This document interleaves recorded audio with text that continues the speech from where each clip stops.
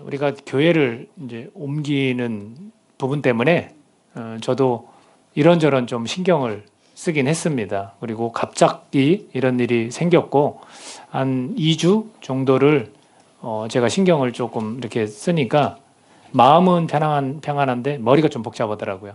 그러던 중에 저 이 교회 지금 현재 이 예배 장소에 있는 아끼던 화초가 하나 있었어요. 나무가 하나 있었거든요. 근데 이제 그 나무가 죽었어요. 죽었어요. 유칼립투스라는 나무인데 그 나무를 제가 매주 2번씩 물을 주고 이제 뭐 화초한테 이렇게 예뻐해 주면 화초도 안다고 그러잖아요. 그래서 그 나무를 조그맣지만 한 40cm, 50cm 될까요? 그런 나무였는데 제가 저쪽 예배당을 신경 쓰고 왔다 갔다 하는 중에 한 일주일을 신경을 못 썼거든요. 저는 여기로 오면 환기도 시키고 물도 그렇게 꼬박꼬박 주는데 이 나무가 다 말라버렸어요. 너무 안타깝죠. 그래서 관심이 참 중요하구나. 그 관심이 중단되었을 때 이 화초가 죽더라고요. 제가 여기에서 뭘 느꼈겠습니까? 뭘 느꼈을 것 같습니까? 뭐 사람도 관심을 좀 잘 가져줘야 되겠다 이걸 느꼈을 것 같습니까? 아니요. 사람은 화초와 좀 달라서 알아서들 살고 알아서들 잘 지내더라고요. 제가 여기서 느낀 건 뭐냐면 사람의 그 부족함이에요. 참 부족하구나. 나는 그것을 꼬박 아끼는 나무지만 그것을 꼬박 끝까지 지키지 못하는 그런 연약한 사람이구나. 근데 하나님 생각이 났어요. 하나님은 우리를 먹이시고 입히시고 끝까지 관심 가지시고 지키시는 분이다라는 생각이 들었습니다. 사람은 참 의지할 대상이 그래서 아니에요. 그죠? 제가 항상 말하지만 믿음의 대상이 아니라 사랑의 대상이에요. 사랑해줘야 될 사람이에요. 불쌍히 여겨야 될 사람들. 그게 사람이거든요. 근데 하나님이 그 불쌍히 여겨야 될 그 사람들을 너무나 관심을 가지고 보호하시고 지키시고 하는 것을 좀 깨닫게 되었습니다. 왜냐하면 요한계시를 계속 읽어가는데 언제나 관심과 사랑으로 지켜봐 주신다는 것을 아는 게 우리를 만들고 조성하셔서 태어나게 하셨어. 그 다음에 끝까지 우리가 죽는 그 날까지도 계속해서 말씀해 주고 계세요. 내가 너희들을 어떻게 얼마나 사랑하는지, 왜 이 땅에 보냈는지 그 목적까지도 발견하게 하시고 그리고 계속해서 광야와 같은 이 땅의 삶을 살면서 내가 너와 함께 하겠다. 내가 너를 보호하겠다. 내가 너를 입히겠다. 내가 너를 먹이겠다. 계속해서 말씀해 주시고 마지막에 가서 심판을 받지 않도록 하겠다. 그래서 오늘 제목처럼 수고를 그치고 쉬게 해주겠다. 저는 이 말이 너무나 위로가 돼요. 여러분 이 땅이 잠깐이잖아요. 가는 데는 순서가 없잖아요. 오는 데는 순서가 있어도 여러분보다 제가 먼저 왔지만 저보다 여러분이 먼저 갈 수도 있어요. 저주로 듣지 마세요. 그럴 수도 있어요. 모르는 일입니다. 그렇죠? 근데 이런 우리에게 주님께서 야 그동안 수고했어. 광야와 같은 그 땅 이 세상에서 수고했어. 야 이제 그거를 그만두고 이제 쉬어. 그 쉼은 한시적인 게 아니라 영원한 거잖아요. 영원한 곳에서 쉬라는 거예요. 이거 얼마나 위로가 되는지 몰라요. 오늘 우리가 뭐 교회 짐도 나르고 일을 하는 것처럼 우리 일상생활에 직장생활하고 얼마나 고되고 힘듭니까? 때로는 집에 와서 그냥 씻지도 못하고 그냥 골아 떨어질 때도 있잖아요. 그 정도로 피곤하게 일할 때도 있잖아요. 그런 걸 생각한다면 그렇게 열심히 산다면 이 그만 수고를 그치고 쉬어라 라는 말씀이 얼마나 큰 위로가 되겠습니까? 하나님은 끝까지 이렇게 우리를 책임져 주신다는 거예요. 저도 정말 이거는 수고하는 자만이 아는데 이 복음 전하는 일, 또 이 목양하는 일, 이 목회자로서의 삶을 정말 열심히 살고 너 이제 수고 그만 그치고 쉬어라. 이 말이 너무 좋더라고요. 그냥 말만 들어도 사실은 지금 실수는 없지만 말만 들어도 너무 좋더라는 거죠. 그것처럼 하나님은 처음부터 끝까지 다 우리에게 관심과 사랑으로 지켜봐 주시고 인도하시고 그렇게 한다라는 겁니다. 그런데 여기에서 우리가 쉼을 얻어야 되는데 그 쉼을 얻고 싶지만 쉼을 못 얻는 사람들이 있는 것 같아요. 주님께서는 그냥 무조건 인간을 사랑하기 때문에 다 쉬어라 이렇게 하시지 않는 거예요. 오늘 말씀 속에서 뭐라고 이야기하냐면 13절 마지막 구절에서 그들이 수고를 그치고 쉬리니 이는 그들의 행한 일이 따름이라 하시더라. 행한 일이 따라다니는 거예요. 내가 어떻게 삶을 살아갔느냐가 그대로 따라가고 그대로 반영된다는 거예요. 내가 열심히 살았어. 정말 수고했어. 주님 나라를 위해서 그렇게 살았어. 주신 사명 잘 감당했어. 이런 사람은 이 행함이 그대로 따라와서 쉬게 된다는 거예요. 근데 한참 부족하고 그냥 계속 회개만 나오고 후회하고 그렇게 살았어요. 그러면 쉼이 있을까요? 없을 수도 있다는 거예요. 그래서 요한계시록에서는 본 것을 기록하고 현재 있는 일과 장차 될 일에 대해서 말씀해 준다라고 하셨어요. 미래의 일이라고만 다 생각하기에는 현재의 일이 얼마나 중요한지를 교회를 통해서 이러한 심판과 주님의 이러한 마지막 때를 잘 얘기해 주고 있습니다. 저는 이런 결과물을 만든다는 것에 대해서 우리가 좀 깨어 있어야 된다라고 생각합니다. 주 안에서 죽는 자들은 이제부터 이 요한이 이 말씀을 받을 때가 언제입니까? 완전히 정말 초기 아니에요. 초기 100년 고 이내잖아요. 그때부터 죽는 자들은 복이 있다 이렇게 말씀하십니다. 왜 복이 있다고 했을까요? 영원한 생명을 얻는 거고 이것은 죽는 게 아니라 자는 거기 때문에 그렇습니다. 그리고 그 사람들은 그런 수고를 그치고 쉬기 때문에 복이 있다 이렇게 말씀하고 있습니다. 천사들이 지금 이 환상 가운데 나타났습니다. 여러분 이 천사들의 말 심판의 그 일면을 말해주고 있거든요. 근데 우리가 어제 성탄절날 이야기했지만 예수님이 태어날 때도 누가 다 말해줬어요? 천사. 근데 지금 마지막도 누가 말합니까? 천사. 그러니까 처음 태어나실 때도 그렇고 마지막 오실 때도 천사들이 이렇게 말해준다라는 거예요. 확실한 증거라는 거죠. 그 천사들의 말을 들어보면 세 부분으로 나누는데 7절에 보면 첫 번째 천사가 어떤 말을 합니까? 그가 큰 음성으로 이르되 하나님을 두려워하며 그에게 영광을 돌리라. 이는 그의 심판의 시간이 이르렀음이니 하늘과 땅과 바다와 물들의 근원을 만드신 이를 경배하라 하더라. 천사가 이렇게 이야기하는 거예요. 우리는 어떤 마음을 가져야 되냐면 하나님을 두려워하는 마음을 가져야 되고 하나님께 영광을 돌려야 되고 창조주이신 그분을 경배하라 라는 거예요. 근데 그러지 못하는 사람들이 분명히 있다라는 거죠. 그리고 두 번째 천사가 뭐라고 하냐면 8절에서 또 다른 천사고 둘째가 그 뒤를 따라 말하되 무너졌도다 무너졌도다 큰 성 바벨론이여 모든 나라에게 그의 음행으로 말미암아 진노의 포도주를 먹이던 자로다 하더라. 자, 큰 성 바벨론은 상징적인 거예요. 상징적인 거 현재의 일을 드러낼 수 없었던 그 배경이 있습니다. 로마의 그 핍박과 지배하에 그래서 우리가 666이라는 숫자도 이름을 이렇게 분해해 보면 네로라는 이름이 나오거든요. 그래서 현재 이 크리스천들에게 이것을 암호화처럼 주는 내용들이 꽤 들어 있어요. 그래서 큰 성 바벨론이라 하는 것도 이 세상에 어쩌면 그런 악을 행하는 어떤 세력들 그것을 상징하고 있는 겁니다. 그러니까 결국엔 천사가 외치는 게 뭐냐면 마지막 때 주님이 승리하셨다.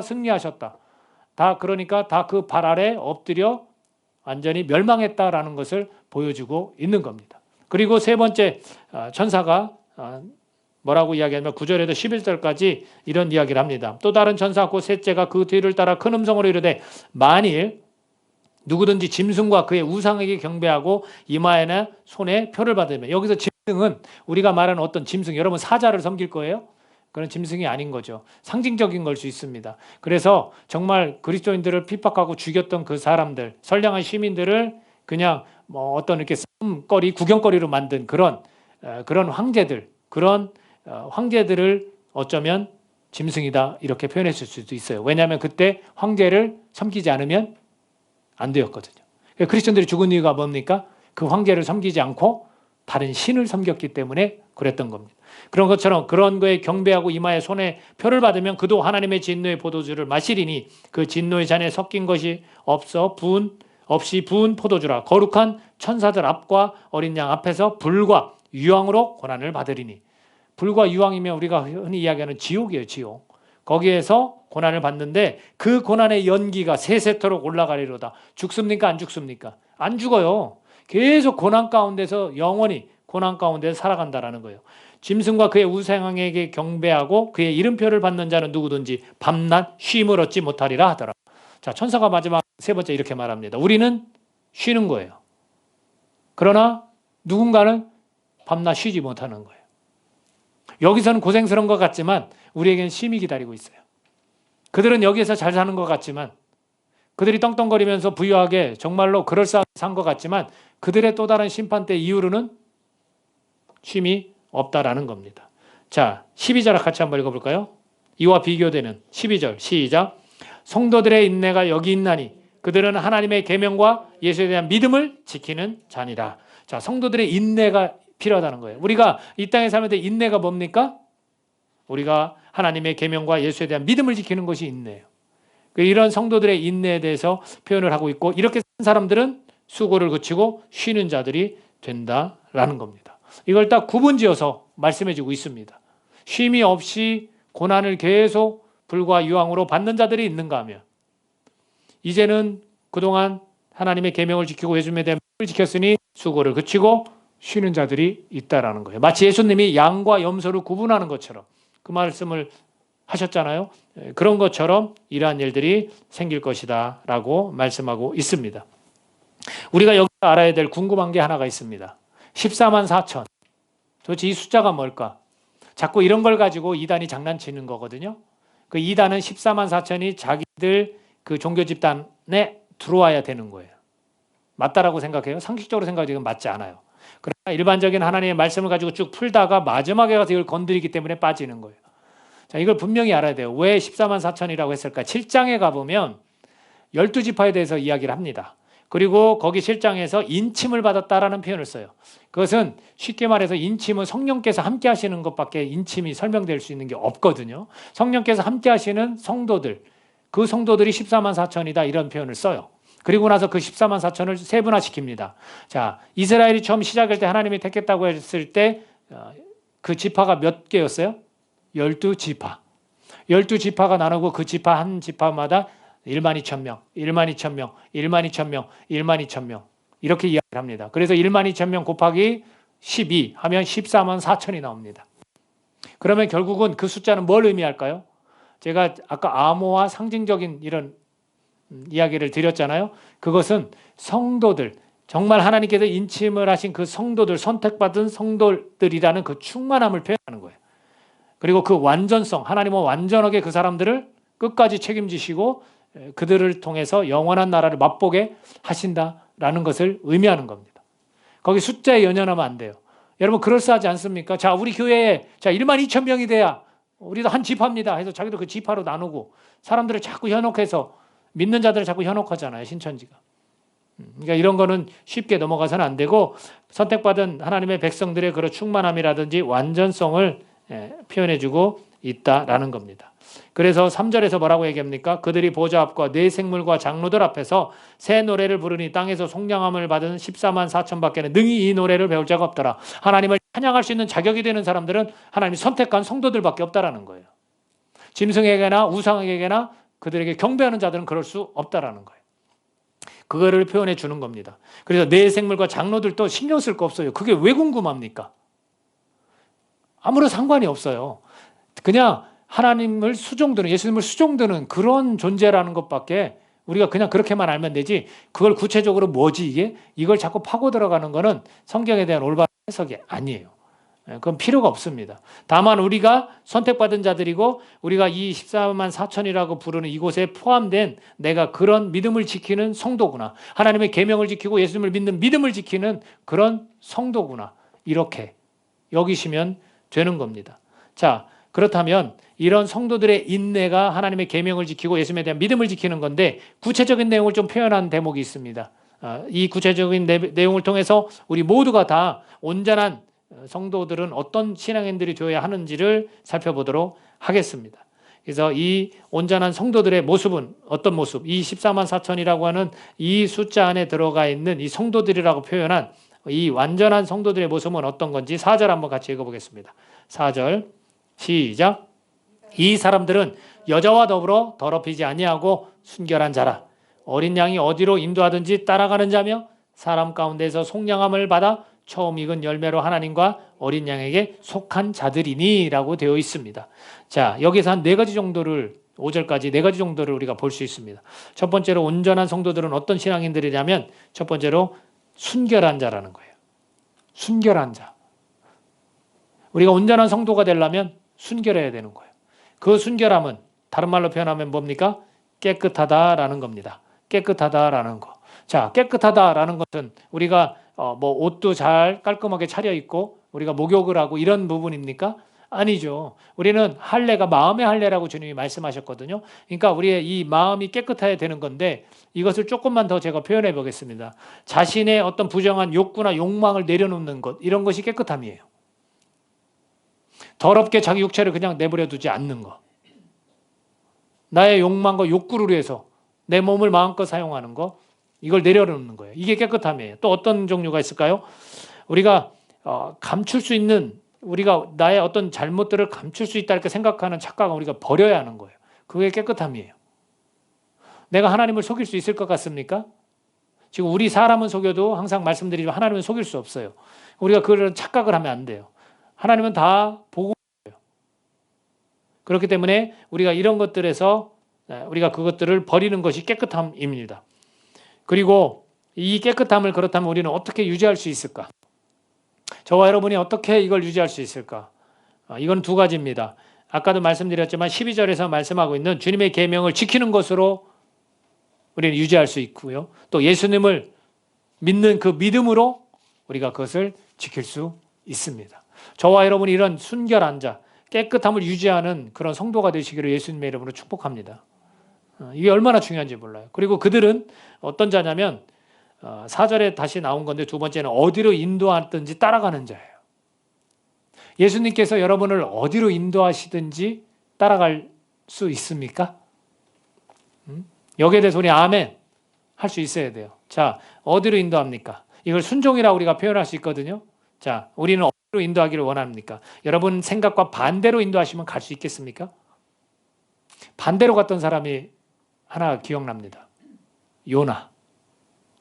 요나가 반대로 갔어요. 주님께서 명령하신 곳으로 가서 저들에게 회개를 외쳐라, 회개하라고 말하라 했는데 도망갔어요. 반대로.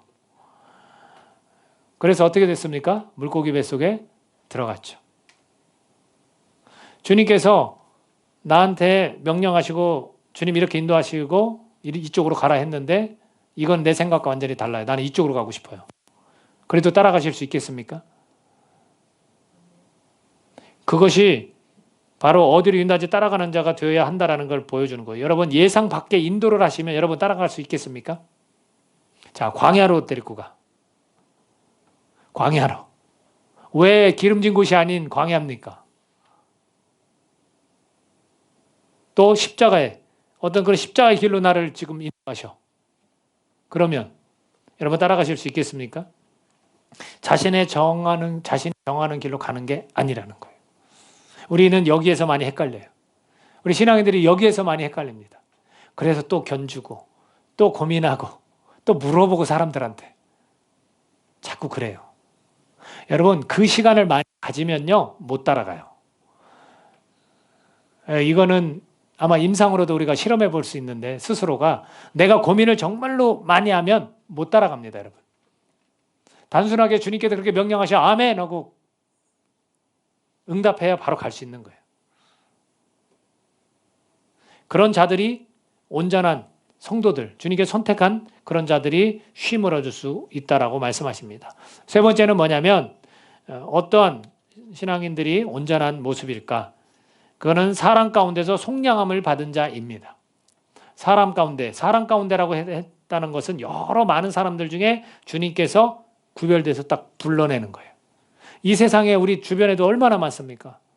선한 일을 하는 사람도 있고 참 매너 있고 괜찮은 사람도 있습니다. 그러나 그 중에서도 왜 하필이면 나를 주님께서 불러내셨습니까? 그런 사람들이 온전한 성도가 된다라는 거예요. 근데 나를 불러냈는데 이 세상 가운데서 더러운 그런 권세 잡은 자들에게 조종당하는 자가 아니라 하나님의 종이 되라고 하나님의 자녀가 되라고 불러냈는데 거기에 불만을 품으면 안 되는 거예요. 우리 신앙인들 중에서 왜 하필이면 접니까? 나보다 더 괜찮은 사람 많잖아요. 나보다 더 능력 있는 사람 많잖아요. 왜 그 사람을 선택하지 않고 저를 선택했습니까? 이런 불만을 품는 자들이 있다는 거죠. 여러분, 주님께서 부르셨어요. 불러냈어요. 근데 왜 불만을 품습니까? 이렇기 때문에 우리의 신앙생활이 어그러지고 힘든 겁니다. 여러분 구별했어요. 분명히 구별했습니다. 그래서 그를 하나님과 예수님께 속한 자가 되도록 하셨어요. 근데 우리가 불만을 품는 이유가 뭘까요? 마음에 싫은 거예요. 고되고 어렵고 이런 십자가를 지라는 게 싫은 거예요, 여러분. 그 마음에 싫은 건데 그들은 이런 특성을 가지고 있는 거예요. 심판날을 모르기 때문이거나 아니면 심판이 없다 하는 자들이거나. 여러분, 심판을 잘 생각해야 돼요. 심판을 이야기하면 너무 두렵다. 왜 심판 얘기만 하느냐? 그게 아니라 심판은 하나님께서 말씀하신 약속이에요. 반드시 이루어지는 거예요. 그러니 심판이 없다? 그거는 세상 사람들이나 말하는 거지, 불러냄을 받은 사람들은 심판이 있는 걸 알아야 되는 거예요. 그리고 심판에 대한 관심이 없는 거예요. 잘 모르기 때문에 그런 거예요. 여기에서 중요한 것은 우리가 속량함을 받았다면, 주님께서 나를 구별하셨다면, 크리스천이 되게 하셨다면 우리가 생각해야 될 게 뭐냐면 우선순위라는 거예요. 우선순위. 심판에 대한 우선순위를 두고 살아가십시오. 나는 마지막 날이 있고 마지막 때가 있고 난 심판을 받는데 난 받지 않고 의의 멸류관, 생명의 멸류관, 영광의 멸류관을 나는 받지 라는 상급에 대한 소망을 가지고 살아가십시오. 왜 이 짧은 이 인생에 연연하면서 살아갑니까? 더 긴 영원한 나라를 바라보면서 살아가십시오. 이게 우선순위예요. 여러분 잘 보십시오. 학생들이 있는데 우리 학생들이 우선순위에 대해서 너무나 중요한 거거든요. 세상에서도 우선순위가 우리 인생을 바꿔놔요. 자, 우선순위를 볼게요. 자, 우리 학생들이 게임을 합니다. 그리고 공부를 해야 돼요. 자, 우선순위를 게임에 두면 게임의 시간을 한 5시간, 6시간 갖는다고 봐요. 그리고 공부를 우선순위에서 밀려서 1시간밖에 안 해요. 그럼 그 사람 인생이 어떻게 될까요? 자, 또 다른 경우를 볼까요? 자, 우리가 하나님 말씀을 조금 집중하고 보는 것을 우선순위로 하는 사람이 있다고 칩시다. 자, 그런데 이 우선순위가 뒤로 2번, 3번으로 밀려났어요. 그 사람에겐 첫 번째가 이 땅에서 내가 어떻게 하면 부유하고 어떻게 하면 건강하고 어떻게 하면 잘 살 수 있을까? 또는 뭐 쇼핑이나 또 다른 어떤 것을 물건을 자꾸 이렇게 구입하는 거에 좀 만족이 있다고 칩시다. 그게 우선순위예요. 그 시간을 많이 보내요. 그러면 그 사람은 미래가 어떻게 될까요? 이거 아주 간단한 문제거든요. 우리가 심판의 우선순위를 두면 우리가 어떻게 살아갈까요? 나는 분명히 하나님 앞에 선택받은 자고 구별된 자다. 그것을 기억하면서 살아가는 거예요. 근데 그것이 우선순위가 뒤로 밀려버리면 자꾸 다른 거에 집중하고 그것 때문에 염려하고 근심하는 겁니다. 여러분 스스로에게 질문해 보십시오. 내가 과연 어디 우선순위를 먼저 두는지. 하나님을 사랑하고 하나님의 계명을 지키고 예수를 믿는 것을 우선순위로 두는지, 아니면 나의 목표, 나의 욕구, 나의 만족에 먼저 우선순위를 두는지. 그것이 얼마나 중요한지 모릅니다. 저와 여러분의 우선순위를 다시금 재정비하는 그런 은혜가 있기를 바랍니다. 네 번째 마지막이 뭐냐면 5절 한번 읽어보겠습니다. 5절 시작. 그 입에 거짓말이 없고 흠이 없는 자들이더라. 하나님께서 선택한, 하나님께서 구별해서 불러낸 자들은 바로 이런 자들, 온전한 신앙인은 바로 이런 자들이에요. 여러분, 거짓말이 없고 흠이 없는 자들이라는 거예요. 여러분, 거짓말은 뭡니까? 여기 거짓말에 우리가 속기가 쉬운데 이 거짓말은 자신을 변호하는 수단이에요. 내가 나쁜 일을 조금 했거나 아니면 다른 사람들이 알면 안 되는 일을 했어. 그럼 그때 우리는 어떻게 하면 거짓말을 해요. 그건 자기를 변호하는 거예요. 그리고 또 거짓말은 어떤 속성을 갖고 있냐면 진실이 싫다라는 거예요. 여러분, 하나님을 속일 수 있을까요? 하나님은 속일 수 없어요. 심판날 그것이 다 드러나요. 근데도 불구하고 우리는 어리석어서 자꾸 하나님을 속일 수 있다라고 생각하는 것 같아요. 여러분, 진실이 싫다라는 겁니다. 거짓말은. 자, 어디서 이걸 알 수 있냐면 아담과 하와를 하나님이 창조하시고 만드셨어요. 인간을 만드셨어요. 그랬을 때 금지시킨 게 하나가 있어요. 에덴 동산에도 모든 것들은 다 먹을 수 있어요. 근데 딱 하나, 선과 악을 알게 하는 나무, 선악과 열매는 따먹지 말라라는 거예요. 그러면 정령 죽으리라 이렇게 말씀하셨어요. 근데 그것을, 진실은 정령 죽으리라고 말씀하신 겁니다. 그러나 거짓은요, 진실을 왜곡시키거나 받아들이지 않는 겁니다. 죽지 않는다는 거예요. 누가 그것을 조장했냐면 사탄이 거짓을 주었습니다. 그래서 죽지 않는다. 하나님과 같이 된다. 진실을 왜곡시키는 것이 거짓입니다. 진실이 싫다 하는 겁니다. 그래서 결국 자신이 주인이 되려는 행위가 거짓입니다. 그런 거짓말이 없는 자들, 그런 거짓이 없고 흠이 없는 자들이라는 겁니다. 여러분, 이 흠이 없다는 건 뭐겠습니까? 우리가 솔직히 말해서 생각거리, 우리가 삶을 살아가다 보면 흠이 없습니까? 안 그래요. 쉽게 운전하가도 화내고 우리 다 그래요. 근데 이게 무슨 말일까? 이것은 의인의 신분 의식을 가져야 되는 거예요. 우리를 의인이라 칭해 주셨어요. 예수의 피로 너네들은 깨끗해졌다. 너네들은 의인이다. 그것을 우리가 그 신분, 주님께서 주시는 이 놀라운 이 직분을 우리는 의식하면서 살아가야 되는 거예요. 그래서 그것이 흠이 없는 자들입니다. 그러기 위해서는 보혈의 그 은혜, 예수님이 우리를 위해 흘려주신 그 피, 그 은혜를 잊으면 안 된다라는 겁니다. 저와 여러분이 온전한 성도가 될 때 이 땅에서 모든 수고를 그치고 쉬게 되는 거예요. 근데 그렇지 않은 결말도 우리는 맞이할 수 있다라는 겁니다. 저와 여러분이 이 땅에 살면서 조금은 좀 이렇게 경각심을 가져보면 좋겠어요. 정말 우리가 이 2021년을 마무리하면서 여러분, 내 삶이 정말로 심판에 대한 그런 어떤 소망을, 내가 여기서 비록 수고하지만 그것을 그치고 내가 쉼을 얻는 주님의 이 따뜻한 위로의 말을, 이 말씀을 받아들이면서 내가 살아가야 되지 않겠습니까? 그러면 역으로 말하면 이 땅에서는 어떻게 해요? 고생스러운 거예요. 크리스천의 삶이 고통스럽고 고생스러운 거예요. 근데 너무나 이런 온전한 성도가 되지 못하고 너무나 이 땅이 좋아서 이 땅에 연연하면서 우리가 살아가기 때문에 자꾸 편안만을 추구하는 거예요. 어려움과 힘듦 속에서도 평강이 임해야 되는 거 아니겠습니까? 저와 여러분이 이런 따뜻한 주님의 말, 마지막 때에 일어날 일을 통해서 우리가 온전한 쉼을 얻는 주님의 사람들이, 주님의 자녀들이 모두 되어지기를 예수님의 이름으로 축복합니다. 저는 상당히 사실은 위로가 됐습니다. 앞으로도 계속 수고할 겁니다. 여러분, 복음으로 해서 애써 주십시오. 그러면 그 수고를 그치고 쉬는 날이 우리에게 임할 것입니다. 자꾸 현실에 매몰되지 마시고 먼 미래의 희망과 소망을 품고 진정한 행복이 무엇인지를 꿈꾸며 살아갈 수 있는 저와 여러분이 되시기를 예수님의 이름으로 축복합니다. 기도하겠습니다.